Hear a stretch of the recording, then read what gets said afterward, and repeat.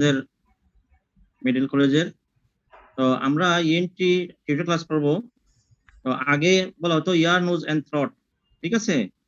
এখন নতুন নামকরণ হচ্ছে otorhinolaryngology, otorhinolaryngology and head neck surgery, ঠিক আছে। আমরা বাইবাতে প্রশ্ন করি যে ইএনটির এখন বর্তমান নাম কি, বলতে হবে যে অটো লেরিঙ্গোলজি বলে অথবা otorhinolaryngology and head neck surgery, ঠিক আছে। আচ্ছা, আজকে আমরা পড়ব থ্রট, ঠিক আছে। থ্রটের মধ্যে আমরা পড়ব প্যালাটাইন টনসিল, ঠিক আছে। এখন যদি আমরা প্রশ্ন করি হোয়াট ইজ থ্রট, তাহলে কি হবে? visceral part of the neck is called throat. Visceral part of the neck is called throat. আমাদের অনেকেই বের হয়ে যাচ্ছে, কারণটা কি?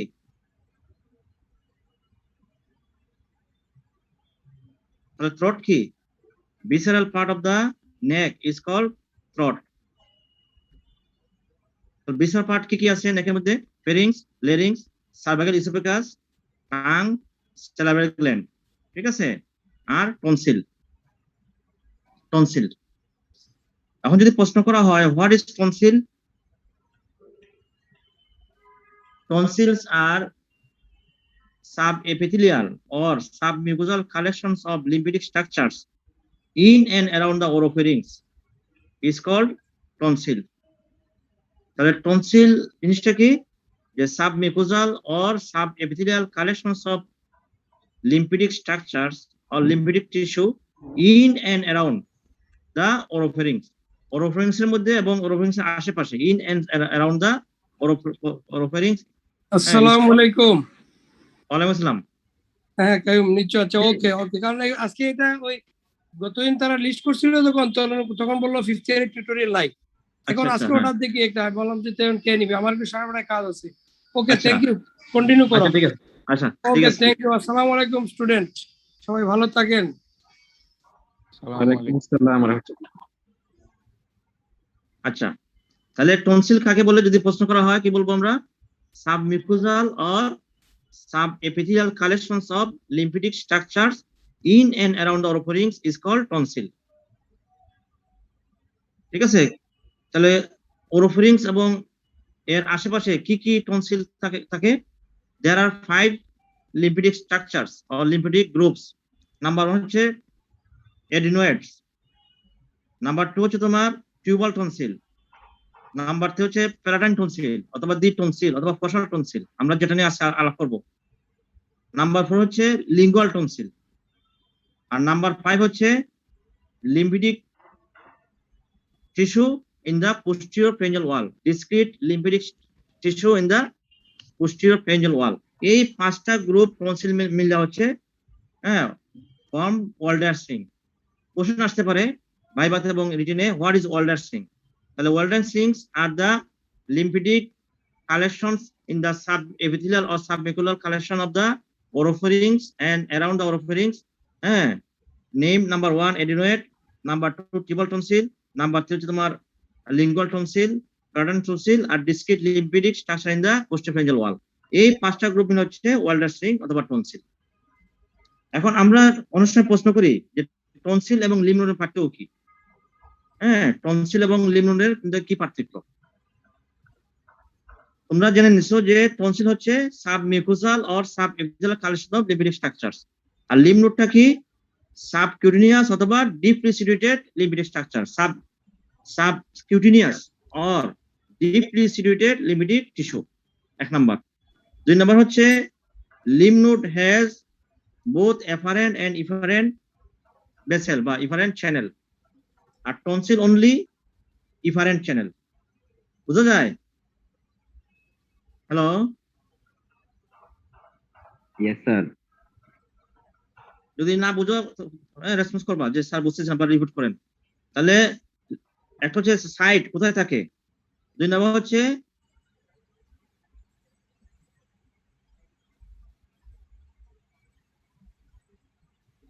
এটা কি বললাম যে সাবকিউটেনিয়াস অর ডিপলি সিটুয়েটেড থাকবে তোমার লিম্ফ নোড, আর টনসিল থাকবে sub mucosal or sub-epithelial collection of lymph nodes. ঠিক আছে? Lymph nodes has both afferent and efferent channel. কিন্তু টনসিলে থাকবে শুধু only efferent channel. Lymph node has both cortex and medulla. Cortex and medulla. ঠিক আছে? আমরা third ইয়ারে পড়ছি হিস্টোলজিতে যে একটা লিম্ফ নোডের থাকে বোথ কর্টেক্স এন্ড মেডুলা, কিন্তু টনসিলে has no cortex is medulla, এটা কোনো ভাগ নাই।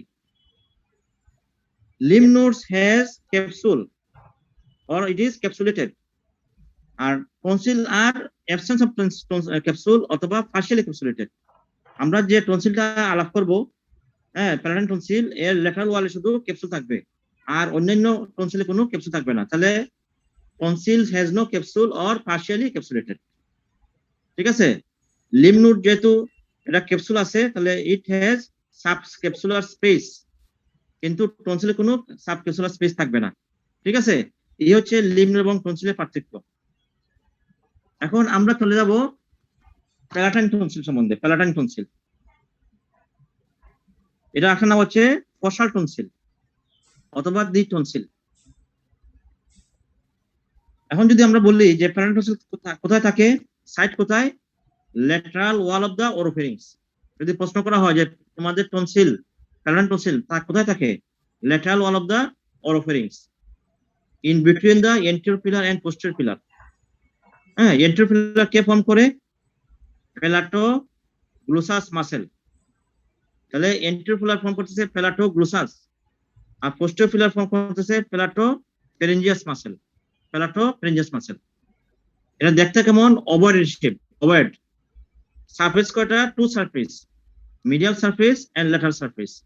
Medial surface is lined by stratified squamous epithelium, non-keratinized stratified squamous epithelium. ঠিক আছে? আর ল্যাটারাল সারফেস কি থাকবে, ক্যাপসুল থাকবে, surface capsule. It has 12 to 15 crypts. Tonsil কি থাকবে, 12 to 15 ক্রিপস। সবচেয়ে বড় যে ক্রিপস, এটা নাম হচ্ছে ক্রিপস অফ ম্যাগনা। ম্যাগনা মানে কি, বড়।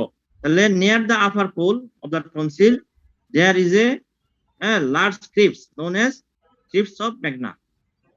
It কি ইন্ডিকেট করে যে টনসিল কিন্তু ডেভেলপ করে ফ্রম সেকেন্ড ফ্যারিঞ্জিয়াল পাউচ। এটা সেকেন্ড ফ্যারিঞ্জিয়াল পাউচ ডেভেলপ করছে, remnant of the second pharyngeal pouch এটা ইন্ডিকেট করে। ঠিক আছে? ব্লাড সাপ্লাই আমরা অনেক সময় জিজ্ঞাসা করি, ভাইভাতে, ব্লাড সাপ্লাই কি? ব্লাড সাপ্লাই হবে tonsillar branch from the facial artery, ascending palatine from the facial artery, descending palatine from the maxillary artery, dorsal lingual from the lingual artery, আর branch from the ascending pharyngeal artery, পাঁচটা branch. আবার repeat করি, facial artery থেকে দুইটা যাবে, tonsillar branch from the facial artery, ascending palatine branch from the facial artery, descending palatine from the maxillary artery, dorsal lingual branch from the lingual artery, আর branch from the ascending pharyngeal artery। এটা কিন্তু পাঁচটা branch বলতে হবে। এই প্যারাটাইন টনসিলের nerve supply কি, যেহেতু second pharyngeal pouch থেকে ডেভেলপ করে, নার্ভ হচ্ছে glossopharyngeal nerve, glossopharyngeal nerve. Lymph node কোথায় ড্রেন করে, টনসিলার লিম্ফ নোডকে বলা হয় জুগুলো ডাইগ্যাস্ট্রিক লিম্ফ নোডস। টনসিলার লিম্ফ নোডকে বলা হয় জুগুলো ডাইগ্যাস্ট্রিক লিম্ফ নোডস। এটা কোথায় থাকে, লেভেল 2। তোমরা অলরেডি সম্ভবত জেনে গেছো, লেভেল 1 2 3 4 5 6 7 7টা ভাগে ভাগ করা হয়। তাহলে লিম্ফ নোডে, টনসিলের যে লিম্ফ নোড, এই লিম্ফ নোড হচ্ছে তোমার লেভেল 2। এটা কোথায় থাকে, just below and behind the angle of mandible. প্রত্যেকের অ্যাঙ্গেল অফ ম্যান্ডিবলটা পারফেক্ট করো, দেখো এর below and behind the angle of mandible. এটা বলা হয় টনসিলার লিম্ফ নোড অথবা jugulodigastric lymph node. Jugular lymph node কেন বলা হয়, it lies at the junction of the jugular vein, interjugular vein and digastric muscle. তাহলে জুগুলো ডাইগ্যাস্ট্রিক lymph nodes. এই হচ্ছে মোটামুটি অ্যানাটমি। ঠিক আছে? ফাংশন কি টনসিলের, immunity by humoral B cell এবং টি সেল, সেলুলার ইমিউনিটি দেয়। এখন আমরা আসি যে এই যে প্যাটার্ন টনসিল কমন ডিজিজ কি? কমন ডিজিজ হচ্ছে একো টনসিলাইটিস, হ্যাঁ, এবং ক্রনিক টনসিলাইটিস, একো টনসিলাইটিস এবং ক্রনিক টনসিলাইটিস। এখন যদি তোমার কাছে একটা রোগী আসে একো টনসিলাইটিস নিয়ে, তাহলে সে কি কমেন্ট করবে? তার চিপ কমেন্ট কি হবে?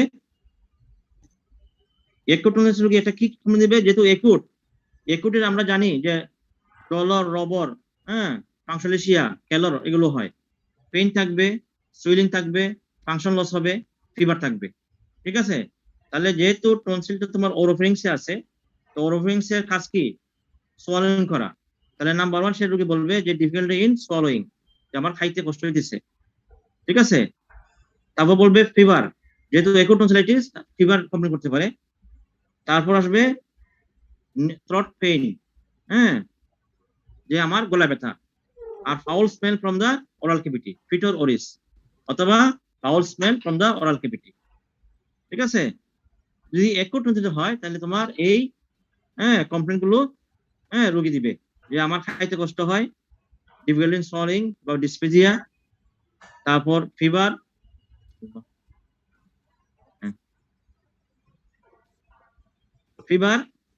তারপর নেক থ্রোট পেইন আর foul smell from the oral cavity, যদি একোট অবস্থা হয়।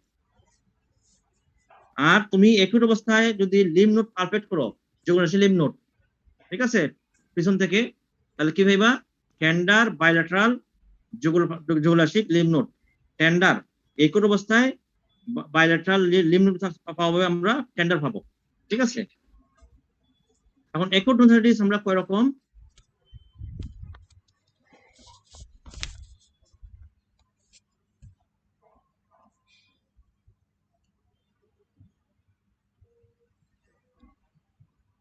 এই সপ্তাহে তার এফেক্ট হইলো স্যার, হ্যাঁ, একটু ট্রান্সলেটেড টাইপগুলো অবশ্যই একটু আমার বলেন। একোট ক্যাটারাল টনসিলাইটিস, একোট প্যারেনকাইমাটাস, মেমব্রেনাস আর ফলিকুলার।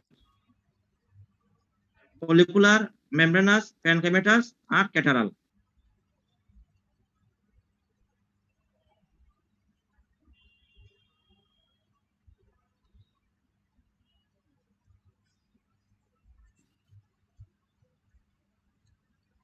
ঠিক আছে? জি স্যার। আচ্ছা, তাহলে ক্রনিক টনসিল মানে কি? ক্রনিক টনসিলের নাম হচ্ছে রিকারেন্ট টনসিলাইটিস। মনে করো এই সপ্তাহে একটা রোগী একোট টনসিলাইটিস হইলো, সে অ্যান্টিবায়োটিক এবং পেন কিলার নিয়ে সে ভালো হয়ে গেল। 2 মাস পর, 3 মাস পর, 5-6 মাস পর, হ্যাঁ, আবার সে ইনফেকশন হইলো। তাহলে ইনফেকশন হইলো, একোট টনসিলাইটিস, আবার 2 মাস পর হইলো, এই মধ্যে পিরিয়ডটা সে ভালো থাকলো। ঠিক আছে? আবার সে ইনজেকশন খাইলো, আবার দেখা গেল 3 মাস পর, 6 মাস পর, 5 মাস পর আবার ইনফেকশন হইলো। তাহলে এই যে একোট ইনফেকশন হইলো, মধ্যে রিমিশন হইলো, আবার ইনফেকশন হইলো, এই জন্য বলা হয় ক্রনিক টনসিলাইটিস অথবা রিকারেন্ট টনসিলাইটিস। ঠিক আছে? এখন যে রোগীটা একোট টনসিলাইটিস একবার হওয়ার পর সে ভালো হয়ে গেল, সে তো আর আমাদের কাছে আসবে না। কিন্তু যে রোগীগুলো রিপিটেড ইনফেকশন হবে 2 মাস পর, 6 মাস পর, 8 মাস পর, একটা বাচ্চা হয়তো স্কুলে যেতে পারে না, যারা এটাল, তার অফিসে যেতে সমস্যা হয়, হ্যাঁ, অফিস করতে পারতেছে না, তখন আমাদেরকে বারবার আসতেছে। বারবার আসলে আমরা কি করি? তখন আমরা দেখি তার হিস্ট্রি নেই। হ্যাঁ, একজন ক্রনিক টনসিলাইটিস রোগী আসে, কি হিস্ট্রি দিবে? হিস্ট্রি অফ, ওই যে আগে বলছিলাম একোট টনসিলাইটিস যে কমপ্লেইন গুলো, ওই কমপ্লেইন গুলোই, হ্যাঁ, সে বলবে যে আমার স্যার এখন কোনো ব্যথা নাই, কিন্তু হিস্ট্রি অফ সোর থ্রোট বা হিস্ট্রি অফ, হ্যাঁ, ডিসপেজিয়া, অথবা হিস্ট্রি অফ ডিফারেন্ট ফলোইং। ঠিক আছে? হিস্ট্রি অফ ফিভার, তার এখন কোনো তার সিমটম নাই, কিন্তু মাঝে মধ্যে তার এরকম সিমটম হয়। ঠিক আছে? তাহলে যদি একটা ক্রনিক টনসিল রোগী আসে আর তুমি যদি তার কাছ থেকে চিপ কমপ্লেন নাও, তখন তুমি বলবা history of difficulty in সলোইং।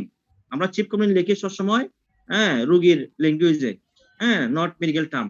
History of difficulty in swallowing সে পাবো, হিস্ট্রি অফ ফিভার বলবে, হ্যাঁ, হিস্ট্রি অফ থ্রোট পেইন বলবে। ঠিক আছে? আর হিস্ট্রি অফ ফাউল স্মেল, হ্যাঁ, ফ্রম দা মাউথ ক্যাভিটি সে বলবে। এটা আমরা চিপ কমপ্লেন পাইলাম। ঠিক আছে? এই চিপ কমপ্লেন পাওয়ার পরে আমরা তাকে এক্সামিনেশন করব। এক্সামিনেশন করার আগে আমরা, তোমরা অলরেডি জেনে গেছো 5th ইয়ার আমরা কনসেন্ট নেই এবং গ্রেডিংস করি। গ্রেডিংস মানে শুভেচ্ছা বিনিময় করা, যে আসসালামু আলাইকুম, হ্যাঁ আমি 5th ইয়ার স্টুডেন্ট, আমি আপনার গড়াটা দেখবো, ঠিক আছে, আপনার কোনো সমস্যা হবে না। তাহলে তোমার গ্রেডিংস হয়ে গেল, কনসেন্ট হয়ে গেল, বারবার কনসেন্ট নেওয়া হয়ে গেল।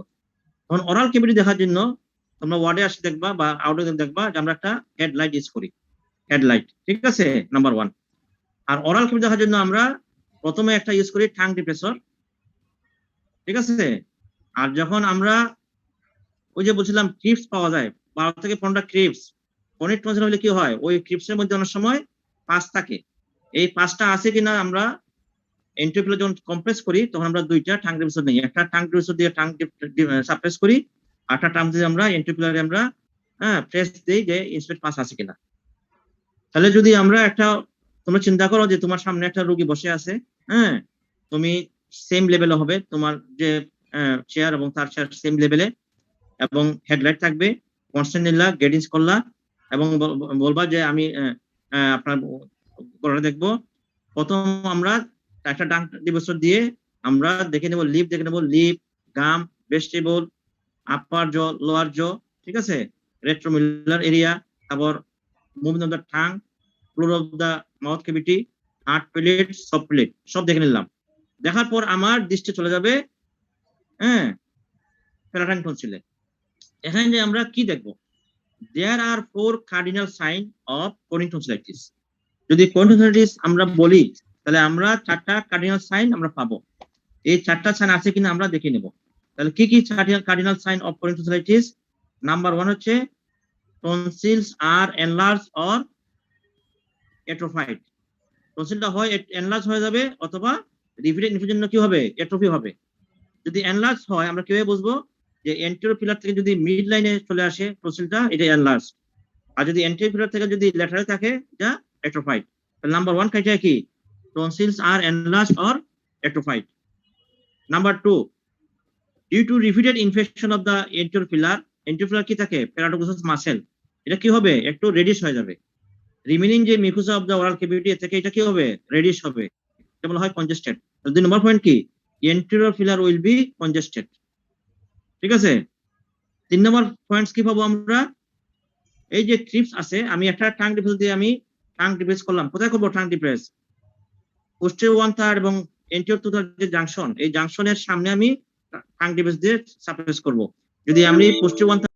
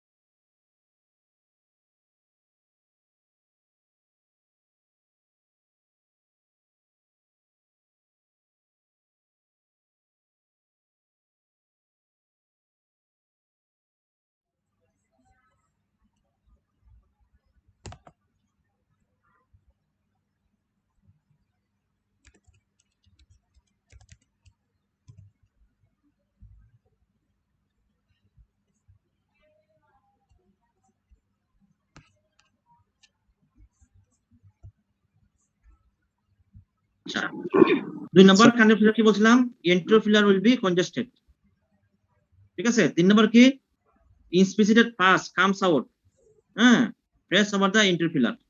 4 নম্বর কার্ডিনাল সাইন কি, ওই যে বলছিলাম লিম্ফ নোড, তুমি সঙ্গে সঙ্গে রোগীটা বসে থাকবে, রোগীর পিছনে চলে যাবা, তুমি দাঁড়াইয়া রোগীর দিকে পারভেট করবা। যদি এই সাইডে করো তাহলে রোগীকে ল্যাটারাল এবং ফরওয়ার্ড প্রেশন করে জাস্ট 3 ফিঙ্গারস আঙ্গুল দিবা just below and behind the angle of mandible. তারপর দেখবা যে enlarge palpable jugular lymph nodes, non tender, যেহেতু এটা একুট না ক্রনিক, এজন্য non tender palpable jugular lymph পাবা। আবার যখন এই সাইডে যখন তুমি করবা পিছন থেকে, ওই সাইডটা তুমি পালপেবল নন টেন্ডার জুগুলার লিম্ফ নোড পাইবা, ঠিক আছে। তাহলে আমরা পরীক্ষার সময় বলি যে তোমার কেসটা কি, তখন তুমি বললে যে sir my case is chronic tonsillitis, ঠিক আছে। তখন আমরা প্রশ্ন করি কেন বলছো ক্রনিক টনসিলাইটিস, তখন বলবা sir the patient gave me the history of dysphagia, history of sore throat, history of fever, and history of foul smell several times in a year for successive 2 years বা 3 years. হিস্ট্রিতে বলবা। And on examination I found tonsil are enlarged, তারপর anterior congested, inspicited pus comes out press over the anterior R palpable, non-tender, bilateral, jugularis lymph nodes. এই তোমার answer. তাহলে history থেকে তুমি এই বললা, আর আমি অন্বেষণ করে আমি 4টা কার্ডিয়াল ফিচার পাইলাম, এই জন্য বলছি আমি ক্রনিক টনসিলাইটিস। এই বন্ধু ক্লিয়ার হয়েছে? জি স্যার। একজন বলো তো, যদি আমরা বলি হোয়াট ইজ ইউর কেস, বললা যে মাই case is chronic tonsillitis case. বললাম যে why it is chronic tonsillitis, একজন বলো, আনসার বলো, কি বলবা?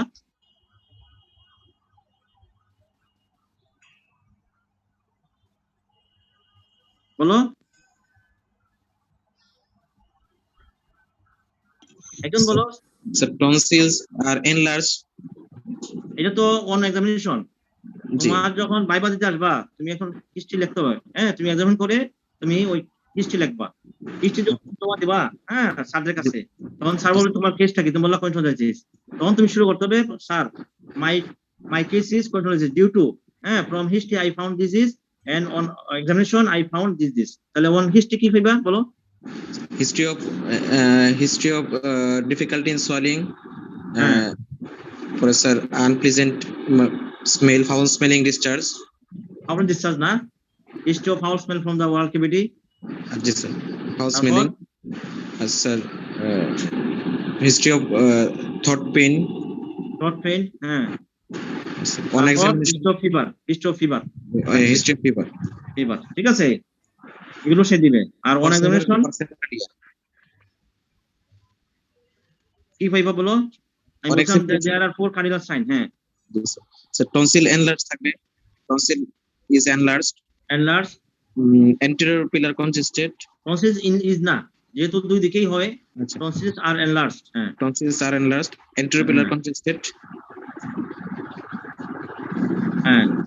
পরে স্যার আর একটা পাস বুঝান, পাস ইনস্পিসিটেড পাস। তখন প্রশ্ন করা হয় what is inspissated pus? Pus without serum is called inspissated pus. Inspissated pus comes out press over the anterior pillar.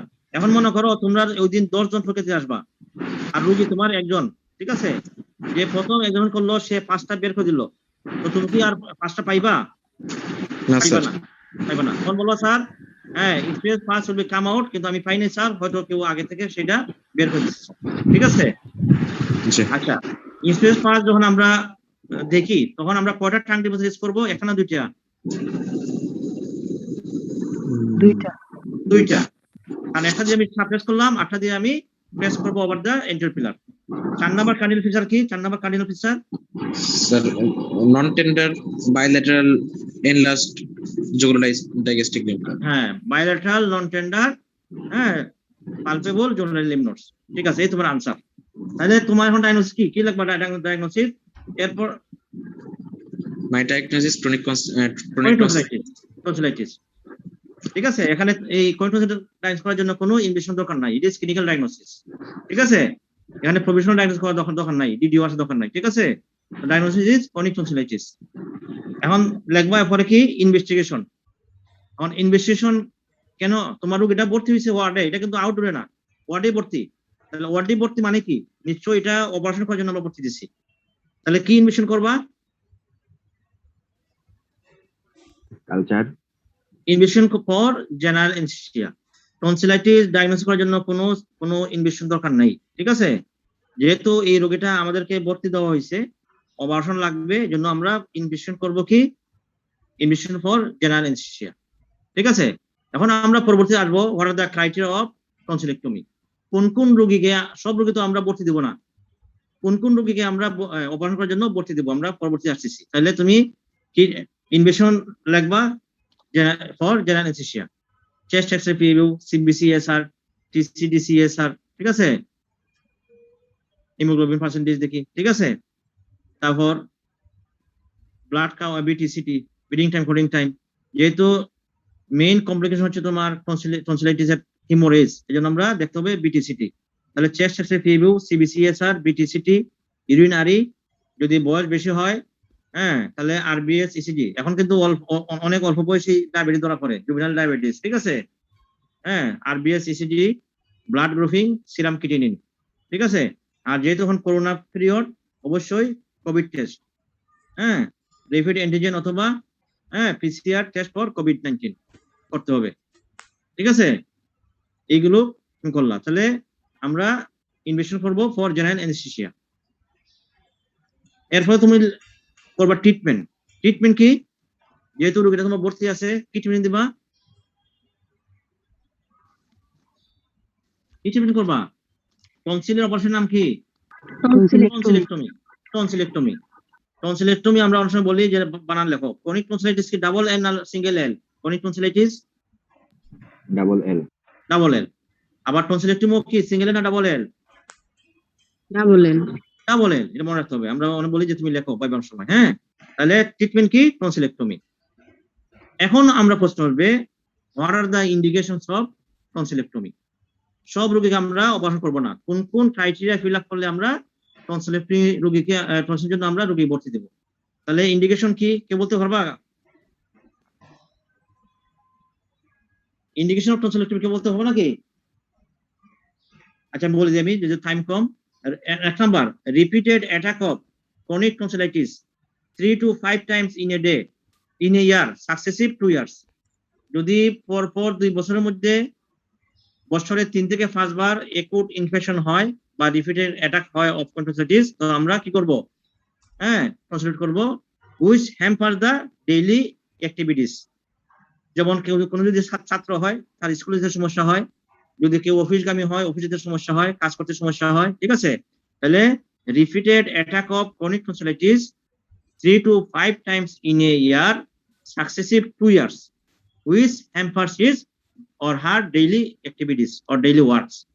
1 number criteria. বুঝতে পারছো কেউ নাকি সমস্যা আছে?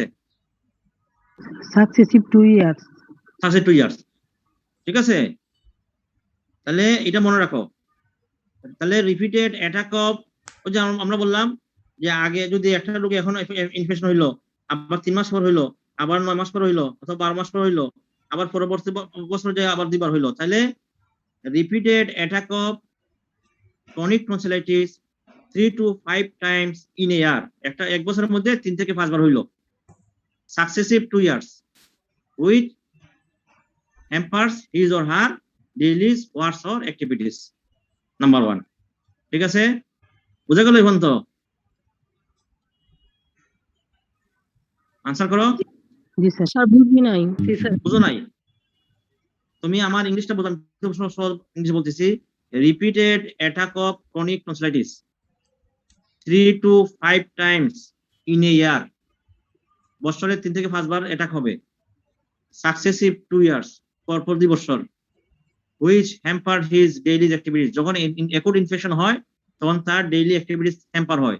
যদি ছাত্র হয় স্কুলে যেতে পারে না, যদি অফিস ওয়ার্কার হয় অফিসে যেতে পারে না, যদি দোকানদার হয় দোকানে যেতে পারে না, which hamper his daily activities or works.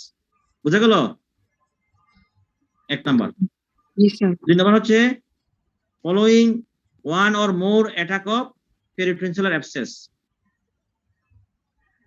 peritonsillar abscess যদি হয় কারো, তাহলে আমরা বলি যে 6 সপ্তাহ বা 6 সপ্তাহ পর এসে টনসিলেট করবেন। তাহলে কি হবে?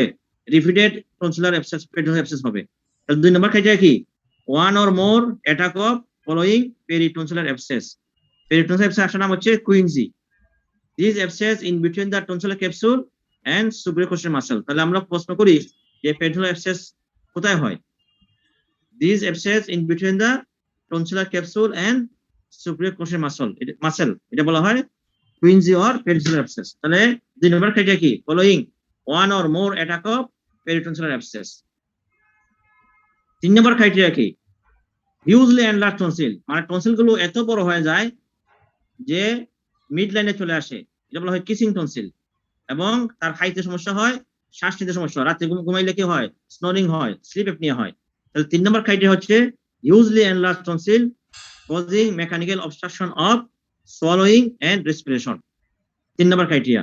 যে টনসিল গুলো এত বড় হয়, কিছু বাচ্চাদের টনসিল অনেক বড় হয়ে যায়, তখন আমরা কি করি, তার খাইতে সমস্যা হয়, হ্যাঁ, স্লিপ অ্যাপনিয়া হয়, শ্বাস নিতে কষ্ট হয়, হ্যাঁ, তখন আমরা টনসিলোপ্লাস্টি করি। 3 নম্বর ক্ষেত্রে হচ্ছে hugely enlarge tonsil causing mechanical obstruction of swallowing and respiration. 4 number criteria হচ্ছে ইউনিল্যাটারাল এনলার্জমেন্ট অফ টনসিল। একদিকে টনসিল ভালো মনে হচ্ছে নরমাল, আরেকদিকে টনসিল হচ্ছে বড় হয়ে গেল অথবা আলসারেশন হয়ে গেল, suspicious of malignancy. 4 number criteria হচ্ছে unilateral enlargement or suspicious unilateral enlargement of tonsil, হ্যাঁ, সাসপিশিয়াস অফ ম্যালিগন্যান্সি। ঠিক আছে। 5 নম্বর হচ্ছে টনসিলোপ্লাস্টি করা হয় ইন সাম সার্জিক্যাল প্রসিডিউর, যেমন avulsion of styloid process, elongated styloid process. যদি কোনো কারণে স্টাইলয়েড প্রসেস বড় হয়ে যায়, সাইন সিম্পটম করে, সোর থ্রোট হয়, খাইতে কষ্ট হয়, এটা বলা হয় ইগল সিনড্রোম। হ্যাঁ, যদি স্টাইলয়েড প্রসেস, হ্যাঁ, যদি এনলার্জড হয়ে যায়, এটা বলা হয় ইগল সিনড্রোম। তাহলে আমরা অনেক সময় এটা টনসিলের বেডে চলে আসে, তখন আমরা টনসিল করে স্টাইলয়েড প্রসেসকে আমরা এভালস করি।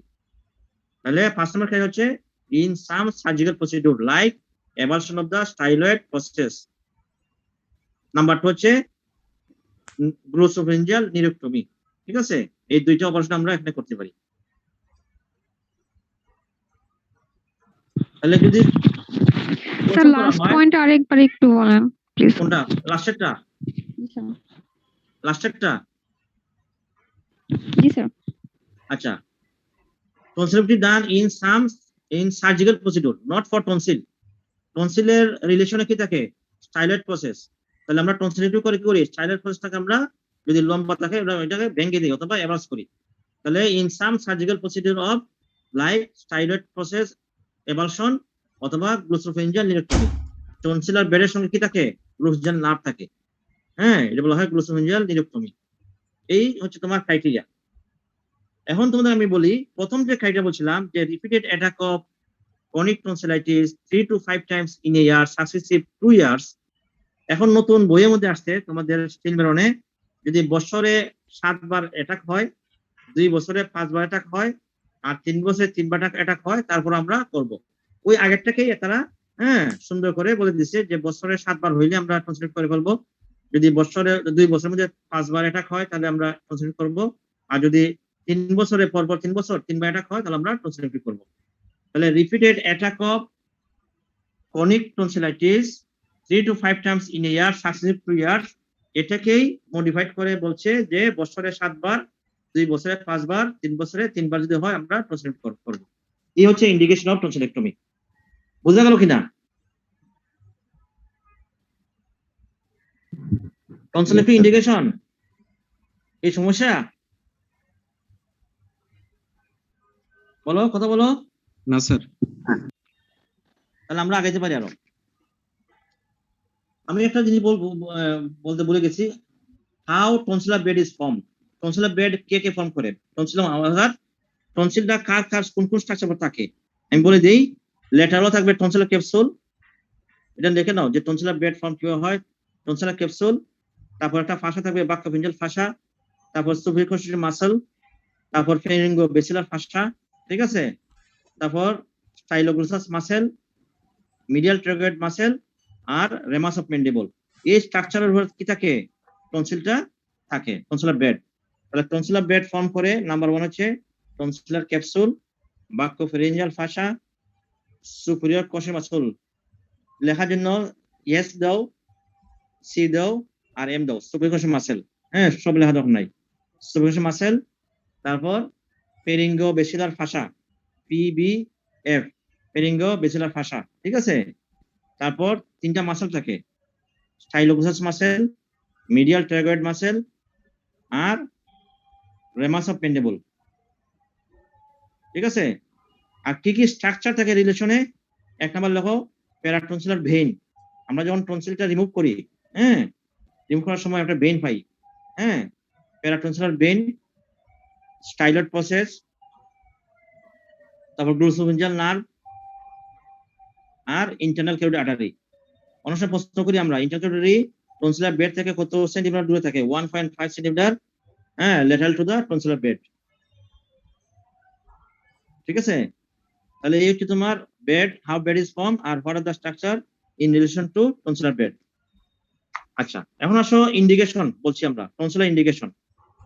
তাহলে আমার যে রোগীগুলো ভর্তি হইলো ওয়ার্ডে বা যে রোগী দেখলা, এই রোগীটা সাধারণত কি হয়, আমরা এই যে 5টা ক্রাইটেরিয়া, এই 5টা ক্রাইটেরিয়ার মধ্যে যে কোনো একটা ক্রাইটেরিয়ার মধ্যে পড়লে আমরা ভর্তি দিই।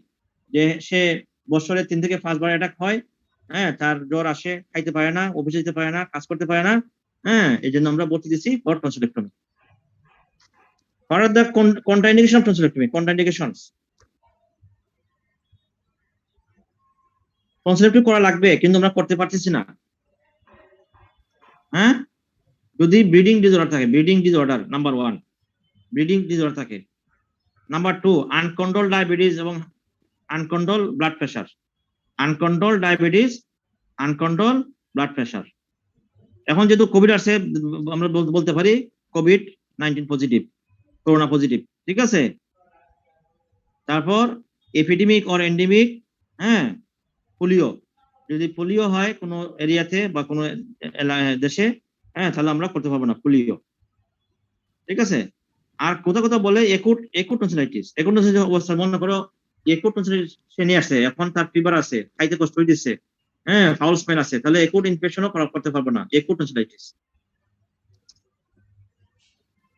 ঠিক আছে? তাহলে কন্ট্রাকশন কি ব্লিডিং ডিসঅর্ডার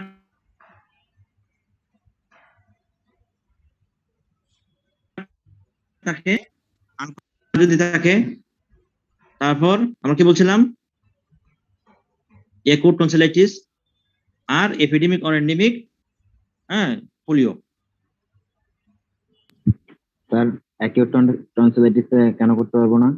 একুট টনসিলাইটিস হলে তুমি কি হবে, হ্যাঁ, কেলর, ডবর, রবর সবই থাকবে, হ্যাঁ, ব্লাড সাপ্লাই বেশি থাকবে, এমনিতে ব্লিডিং হয়, ব্লিডিং বেশি হবে, হ্যাঁ। এটা হচ্ছে প্রাইমারি ব্লিডিং, আমরা আসবো পড়তে, প্রাইমারি হেমোরেজ, হ্যাঁ, রিঅ্যাকশন হেমোরেজ এবং সেকেন্ডারি হেমোরেজ, হ্যাঁ। প্রাইমারি হেমোরেজ বেশি হবে। আমরা সাধারণত একটা টনসিলেক্টমি করলে 80 ml to 100 ml blood loss আমরা এলাও করি, হ্যাঁ, তখন দেখা যাবে বেশি ব্লাড লস হইতেছে, ঠিক আছে? সেকেন্ডারি হেমোরেজ হবে, ইনফেকশন হবে, ফেরাফেঞ্জাল, হ্যাঁ, অ্যাবসেস, রেক্টোভেঞ্জাল অ্যাবসেস, লাং অ্যাবসেস, হ্যাঁ, ডিস্টাল অ্যাবসেস হইতে পারে, এর জন্য আমরা একট অবস্থা করব না, ঠিক আছে? তাহলে ইন্ডিকেশন গুলো, contraindication. What are the methods of tonsillectomy? Methods কি? আগে বলা হতো গিলোটিন মেথড, হ্যাঁ, এখন এটা অবস্কোর হয়েছে গিলোটিন মেথড। আর গোল্ড স্ট্যান্ডার্ড মেথড কি? ডিসেকশন মেথড, হ্যাঁ, আমরা যেটা ওয়ার্ডে করি dissection method or cold steel method, dissection method or cold steel method. আর মডার্ন কিছু টেকনোলজি আছে, laser tonsillectomy, coblation tonsillectomy, cryo tonsillectomy, হ্যাঁ হ্যাঁ,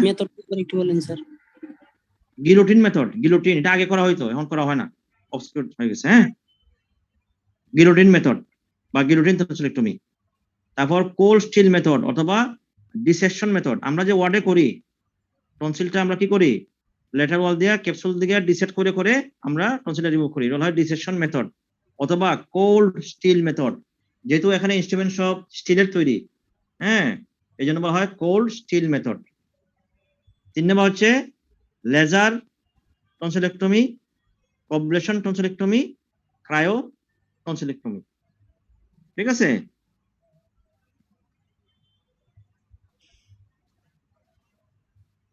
বোঝা গেল? Yes sir. তোমরা কি সব ক্লাসে কি এইভাবে ঢুকে আবার বের হয়ে যাও, না শুধু আমার ক্লাসেই? এখন আছে 89।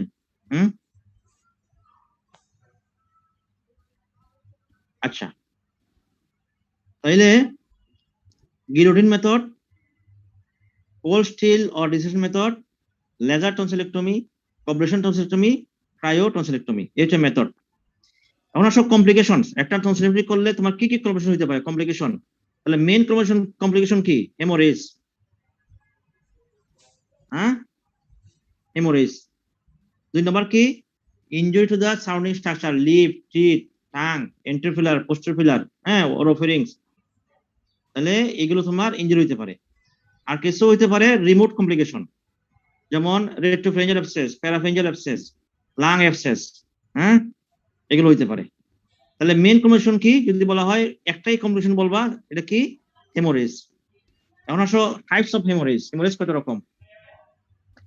তোমার কি টনসিলে তুমি পড়ানো হয়েছে এগুলো আগে? হ্যাঁ, পড়ানো হয়েছে? এই ক্লাসগুলো হয়েছে আগে তোমাদের? না স্যার, না স্যার। আর হয় নাই? তাহলে তো তোমাদের জন্য এটা খুব ভ্যালুয়েবল। এগুলো তো আর শুনবা না, পাস করে বেরো দেবা, অথবা যাই না, অথবা না যাই না, তাহলে সমস্যা হবে। তাইলে হিমোরেজ কয় রকম?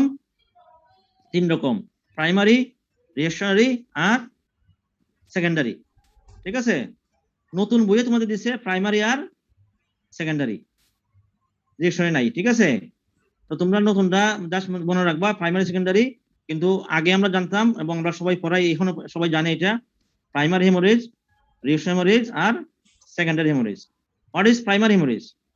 Hemorrhage during operation time is called primary hemorrhage. এই যে আগে বলছিলাম যে অ্যাকুট টনসিলাইটিস অবস্থা আমরা কেন করব না? অ্যাকুট অবস্থায় প্রাইমারি হেমোরেজটা কি হয়? বেশি হয়।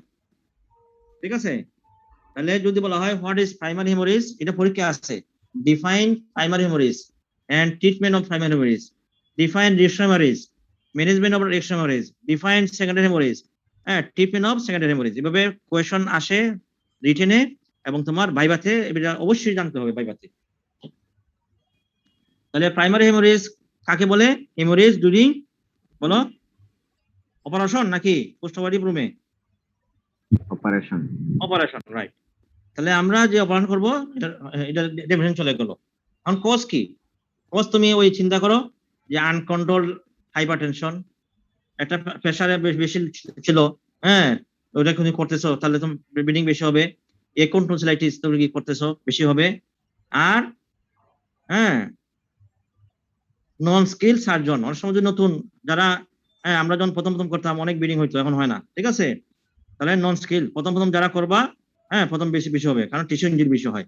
ঠিক আছে, তারপর incomplete removal of the tonsil. তুমি যদি টনসিলের ক্যাপসুল, আমি আগে একটা কথা বলছিলাম যে tonsil has no capsule but lymph node has capsule. Tonsil has no capsule except palatine tonsil. There is a capsule in the lateral surface. Lateral surface এই capsule থাকার সুবিধা কি? প্যালাটাইন টনসিলে ডিসেকশন করতে সুবিধা। ডিসেকশন, তুমি একটা ডিম চিন্তা করো, ডিমকে যখন সিদ্ধ দিই আমরা, উপরে খোলসটা বার করার পরে ভিতরে একটা কি পাওয়া যায়? একটা ক্যাপসুল পাওয়া যায়। তুমি যদি ক্যাপসুল দিয়ে যদি তুমি ডিমটাকে চুলাও, হ্যাঁ, তাহলে কি হবে? পুরো ডিমটা থাকবে ইনট্যাক্ট, হ্যাঁ, কোনো ইনজুরি হবে না। তো দেখো গড কত অলমাইটি, কত, হ্যাঁ, সাইন্টিফিক। এটা একটা কমন অপারেশন ওয়ার্ল্ড ওয়াইড। এই ক্যাপসুল না হলে কি হইতো? এমনি হিমেরেজ হয়, ব্লিডিং হয়, তাহলে ব্লিডিং বেশি হইতো 1 নাম্বার। 2 নাম্বার তোমার incomplete removal of the tonsil হইতো। এই জন্য এখানে আল্লাহ একটা কি দিয়েছেন? ক্যাপসুল, হ্যাঁ, সৃষ্টি করে দিয়েছেন, যাতে ডিসিশন করতে সুবিধা হয় এবং ব্লিডিংটা কম হয়। তাহলে এখন কজ কি প্রাইমারি হেমোরেজের? 1 নাম্বার আনকন্ট্রোলড ডায়াবেটিস, হ্যাঁ, নন স্কিল সার্জন, তারপর incomplete removal of the tonsil. Tonsil তুমি যদি রিমুভ না কইরা কিছু রেখে আসো, তাহলে হইতে পারে। তারপর অ্যাকুট টনসিলাইটিস। ঠিক আছে, তারপর হচ্ছে failure to ligation of the bleeding vessels. আমি এখন স্কিলফুল ডাক্তার সার্জন না, আমি এখন লাইগেশন করতে পারতেছি না, স্টিচ দিতে পারতেছি না, হাত কাঁপতেছে। ঠিক আছে, তাহলে এই হচ্ছে তোমার প্রাইমারি হেমোরেজের কজ। পারবা না? ঠিক আছে, এখন প্রাইমারি হেমোরেজ তুমি ব্লিডিং কেমনে বন্ধ করবা? ট্রিটমেন্ট কি? নাম্বার 1 হচ্ছে গজ প্রেসার। আমরা একটা টনসিল যখন আমরা অপারেশন করি, ওই টনসিলের মধ্যে আমরা একটা গজ দিয়ে রেখে আসি, রেখে আমরা অন্য অপোজিট সাইডে টনসিলটা করি। আমরা জানি ব্লিডিং টাইম করি নাকি 10 minute. Most of the bleeding 10 মিনিটের মধ্যে কি হয়? বন্ধ হয়ে যায়। ঠিক আছে, যেগুলো বন্ধ হবে না ওইগুলো আমরা কি করব? আমরা 3টা উপায়ে লাইগেট করব, স্টিচ, ব্লিডিং বন্ধ করব। লাইগেশন করব, অথবা স্টিচ দিব, অথবা কটারি করব। লাইগেশন করে কি দিয়া? By silk. স্টিচ দিব বাই ক্যাটগাট অথবা বিক্রিল। লাইগেশন মানে কি? বাধা। আর স্টিচ মানে কি? গাঁথনি দেওয়া, হ্যাঁ। আর কটারি বাই বাইপোলার কটারি। ইউনিপোলার আমরা ইউজ করি না, কারণ এটা ডিপ বার্ন বেশি করে, টিস্যু ইনজুরি বেশি করে। তাইলে মোস্ট অফ দা ব্লিডিং বন্ধ হবে বাই গজ প্রেসার। যেগুলো গজ প্রেসারে বন্ধ হবে না, আমরা হ্যাঁ, লাইগেশন করব বাই সিল্ক অথবা স্টিচ দিব বাই বিক্রিল অর ক্যাটগার্ড, আর যদি বাইপোলার থাকে আমরা করব বাইপোলার ডায়াথার্মি। এই হচ্ছে তোমার প্রাইমারি হেমোরেজ ট্রিটমেন্ট, কজ এবং ডেফিনেশন। বুঝে গেল এই পর্যন্ত? স্যার ট্রিটমেন্টটা আবার একটু বলেন sir. Ligation by silk. Ligation মানে কি? গিট্টু দেওয়া। তোমরা এটা ওটিতে না গেলে বা ওরে না আসলে বুঝবা না, আমরা কিট্টু দেই। এরপরে আমরা যদি সময় পাই আমরা আলোচনা করবো what are the instrument needs for tonsillectomy. Instrument কি কি লাগে, তো কি কি ইনস্ট্রুমেন্ট, কিভাবে লাইগেশন করা হয় সিল দিয়ে। একটা আমরা লং আঠা দিয়ে ধরি, আর একটা নিগেজ আঠা দিয়ে আমরা এটাকে রিপ্লেস করি, কইরা আমরা এখানে লাইগেট করি বাই সিল। তাহলে ligation by seal, stitch by catgut or Vicryl, আর বাইপোলার ডায়াথার্মি। এই তিন ভাবে আমরা প্রাইমারি হেমোরেজ বন্ধ করি। আর প্রথম বললাম কি, গজ প্রেসার দিয়া মোস্ট অফ দ্য ব্লিডিং বন্ধ হয়ে যায়। ঠিক আছে, এখন আসো রিঅ্যাকশন হেমোরেজ। রিঅ্যাকশন হেমোরেজ কাকে বলে? After operation up to 24 hours. Operation করা শেষ, আমার ব্লিডিং নাই, রোগীটা ছেড়ে দিলাম এবং রোগীটা পাঠিয়ে দিলাম পোস্ট অপারেটিভ রুমে। অ্যানেস্থেসিয়া থেকে সে রিলিফ হয়ে গেল, হ্যাঁ, রোগী জেগে গেল। রোগী কোথায় গেল? পোস্ট অপারেটিভ রুম চলে গেল। ঠিক আছে, তাহলে যদি বলা হয় ডিফাইন রিঅ্যাকশন হেমোরেজ, কি বলবা? Haemorrhage or bleeding from the tonsillar fossa after operation within 24 hours. Cause কি? রোগী তো জেগে গেছে। হ্যাঁ, রোগটা কি হয়? রোগী যদি কাশি দেয়, ব্লাড প্রেশার বেড়ে যায়, তাহলে এটা হতে পারে raised blood pressure in the post operative room. সে জেগে গেছে অথবা কোনো কারণে তার ব্লাড প্রেশার বেশি বেড়ে গেছে, তাহলে হইতে পারে 1 নাম্বার। 2 নাম্বার, তুমি যে আগে লাইগেশন করছো অথবা স্টিচ দিছো, এগুলো যদি ছুটে যায়, ঠিক আছে, release of ligation or stitch.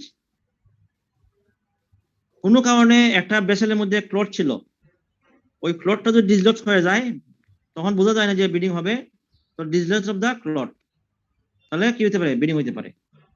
তাহলে রিঅ্যাকশন হেমোরেজের কজ কি?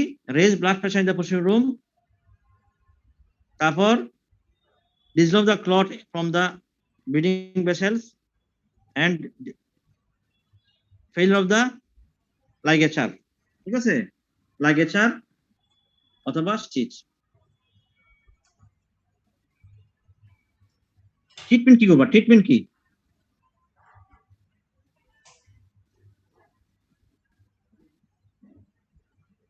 একজন বলো দেখি, রিঅ্যাকশন হেমোরেজ কাকে বলে? রিঅ্যাকশন হেমোরেজ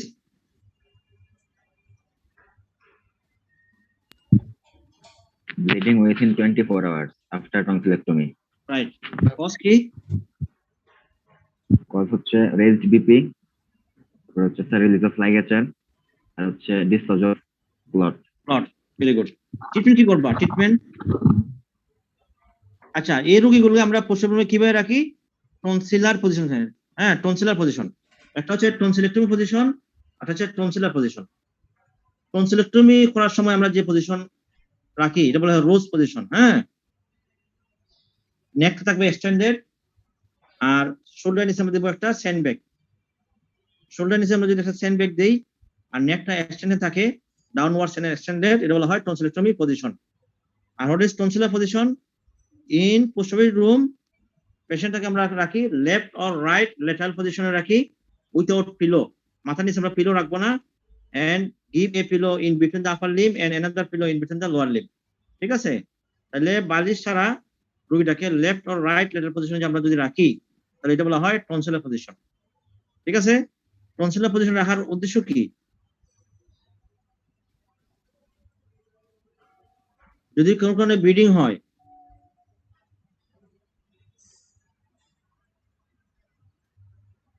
যাতে মুখ দিয়ে বের হয়ে যাবে, লাংসে চলে যাবে, এক্সপ্রেশন হয়ে যাবে।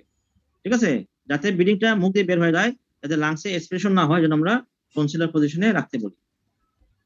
তাহলে আমি শর্ট করে ফেলি। রিঅ্যাকশন হেমোরেজ যেহেতু তোমার একটা বেজে গেছে, রিঅ্যাকশন হেমোরেজ ট্রিটমেন্ট কিভাবে করবা? প্রথম তুমি অ্যাসেস করবা পেশেন্ট যে ব্লিডিংটা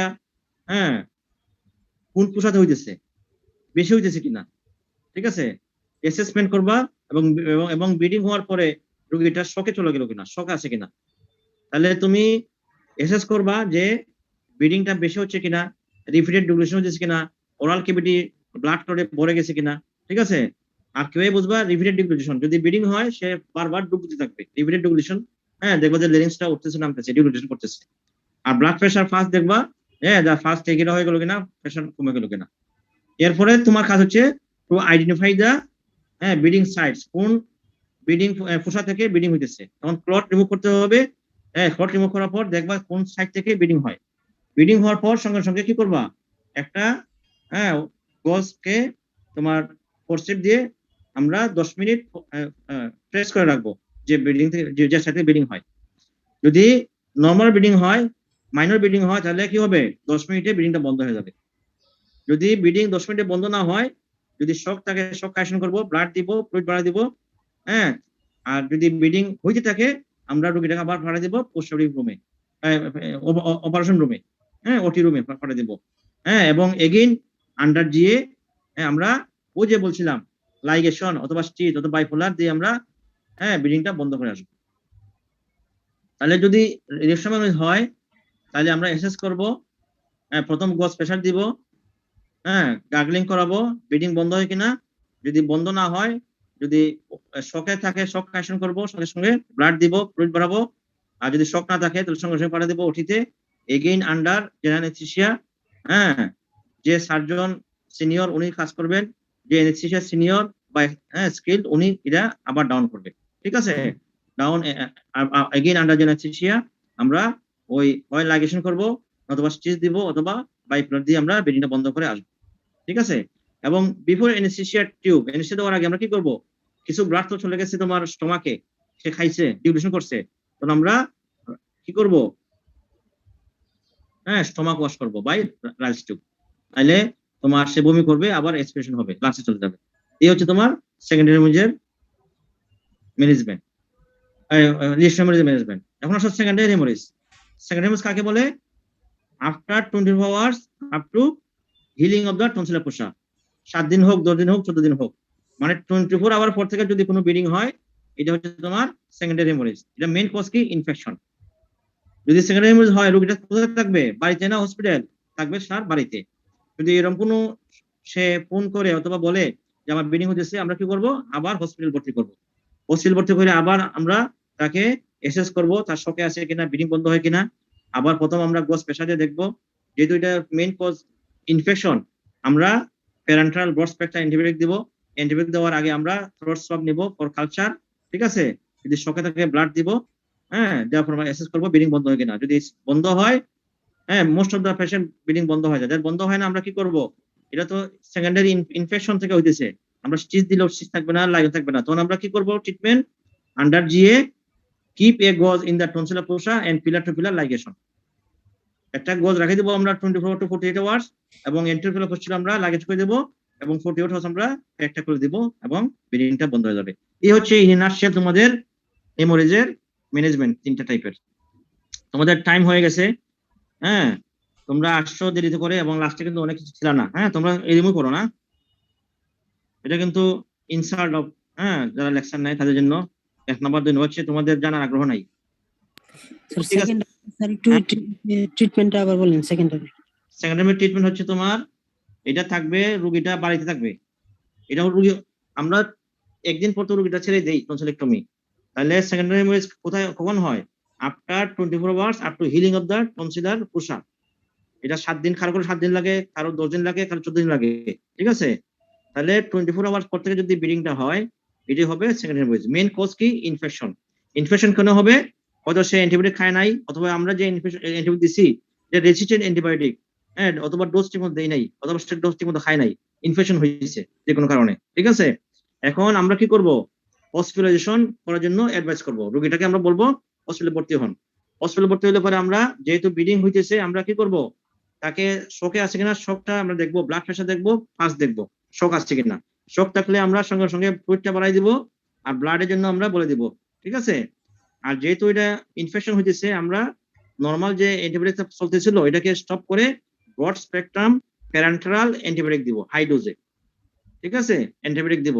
এবং অ্যান্টিবায়োটিক শুরু করার আগে আমরা থ্রোট সোয়াব নিব ফর কালচার সেন্সিটিভিটি টেস্ট। ঠিক আছে, most of the patient antibiotic দিলে এবং ব্লাড ট্রান্সফিউশন করলে ঠিক হয়ে যায়, ভালো হয়ে যায়। যাদের ভালো হবে না তখন তোমরা লাইগেশন করার স্কোপ নাই, যেহেতু এটা ইনফেকশন আছে। যদি তখন আমরা করি কি, keep a gauze in tonsillar fossa and pillar to pillar ligation. একটা গজ দিয়ে চাপ দিয়ে রাখলাম আমরা 24 ঘন্টা অথবা 48 ঘন্টা, 2 দিন। 2 দিন পরে আমরা গজটা আমরা রিমুভ করে ফেলবো। এবং এটা হচ্ছে তোমার সার্জিক্যাল প্রসিডিউর, যদি ব্লিডিং বন্ধ না হয়। এই হচ্ছে তোমাদের ইন এ নাটশেল। তোমাদের অনেক এটা important ABC of the ENT. এগুলো না পারলে কিন্তু তোমরা পাস করা কষ্ট হয়ে যাবে। এক নম্বর আর কিছু কোয়েশ্চন লিখে নাও, যেমন হোয়াট ইজ এরিয়ান টনসিলেক্টমি, ঠিক আছে। তারপর what are the instruments use for tonsillectomy. তারপর why dissection method is called cold standard method, ঠিক আছে। তারপর